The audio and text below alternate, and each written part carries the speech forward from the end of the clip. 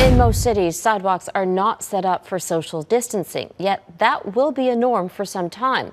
To give people some space, cities like Madrid, Seattle, and Toronto are turning roads into walkways. Reggie Cecchini explains. Social distancing. Social distancing. Social distancing. Easy to say, much more difficult to practice. For decades, the car has been king of the urban jungle, but COVID-19 has now ended that reign. When we close our streets to cars, we open them up for amazing possibilities. Streets now lay bare, while sidewalks are teeming with activity, posing a challenge: how to put distance between all those feet. Why are the pedestrians in the leftover space? The pedestrians should be in the primary space. To slow the spread, we have had to spread out, but that is a hard thing to do when space is a rare commodity. You can't touch this.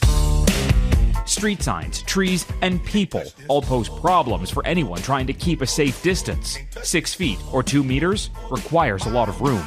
People all over Oakland are walking and biking in streets that they normally would not.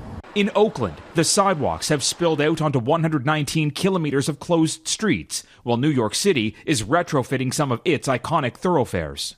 You have less traffic. You need streets open so people can walk. Cities are very quickly adapting how the streets are used from primarily being really for cars to being places for people, which is what we need more than ever. And as economies come back online, allowing for the safe use of space is critical. Lines for Toronto businesses will form in empty curb lane parking spots, while some European restaurants are now serving sips and snacks in streets and plazas. It is part of this new normal, and we're going to find that in many places we're going to have to readjust. COVID-19 has proven that city planning is sometimes based on old ideas, but a city is only as healthy as the people who call it home. Thinking about public spaces not as something that's frivolous, but rather as essential to creating good urbanism and great density, that's where we need to go in the future. And with social distancing playing a large role in that future, a safe space to practice it is all but essential. Reggie Cecchini, Global News, Washington. With gyms and fitness centers closed, this pandemic may have you feeling out of shape. Home workouts may cut it for some, but for Olympic-level athletes, the stakes are too high to lose strength.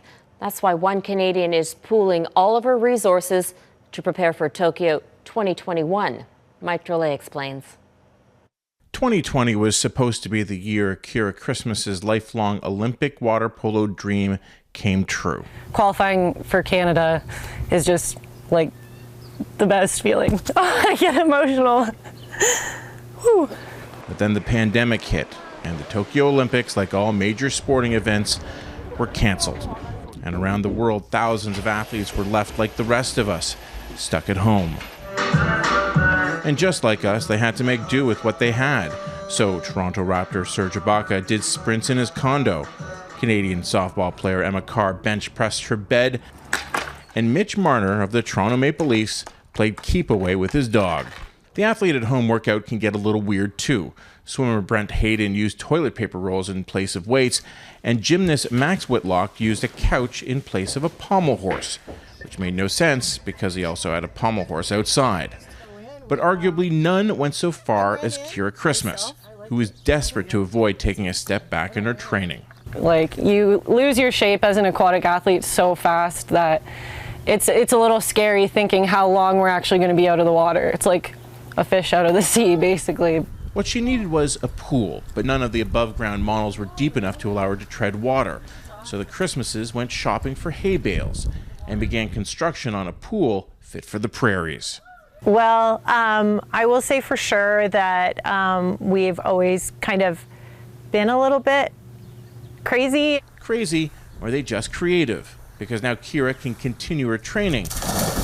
Although if the water was any colder, it would turn to ice. I think a lot of people were just kind of shocked at the length that I went to get a pool.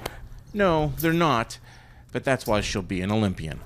Mike Drolet, Global News, Toronto.